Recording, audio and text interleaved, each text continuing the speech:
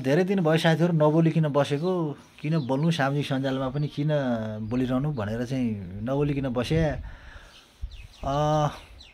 अहिले सामाजिक सञ्जालदेखि लिएर सडकसम्म एउटा चाहिँ रोइलो गरेको देखियो, एउटा चाहिँ बहसको विषय बनेको देखियो, जुन चाहिँ अहिले हाम्रो राजेन्द्र लिङ्गदेल, रविन्द्र मिश्र लगायत दुर्गा प्रसाईका चाहिँ नेतृत्वमा उहाँहरूको नेतृत्वमा चाहिँ एक किसिमको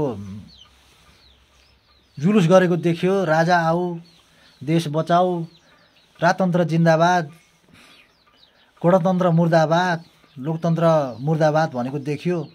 नभन्नु भन्यो, साथीहरूलाई भन्न मन लाग्छ। ए साथीहरू, होइन के 2-4 जना मान्छे जम्मा गर्दैमा के शासनै परिवर्तन हुने हो र? 2-4 जना मान्छे उपस्थित हुँदैमा के सत्तै पल्टाउने हो र?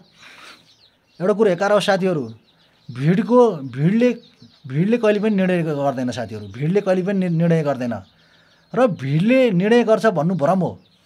र अर्को कुरो, लोकतन्त्र मुर्दाबाद, गणतन्त्र मुर्दाबाद भनेका छन्, गणतन्त्र फाल्नुपर्छ पनि भनेका छन्। ए साथीहरू, लोकतन्त्र गणतन्त्र भनेको त्यसै कसैले दिएको उपहार होइन।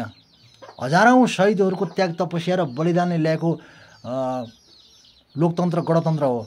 यसकारण कसैले लोकतन्त्र फालेर म राजा ल्याउँछु भनेर त्यो मसान घाटमा जलाइसकेको अस्तु पनि नरहेको राजा ल्याउँछु र म राजा ल्याउँछु, राजा आऊ, देश बचाऊ, राजतन्त्र जिन्दाबाद, म राजै ल्याएर चाहिँ नार हिँडेर राखेर सिरपछि लाउँछु भन्नु भनेको चाहिँ यो दिवा सपना हो, यो भ्रम मात्र हो साथीहरू।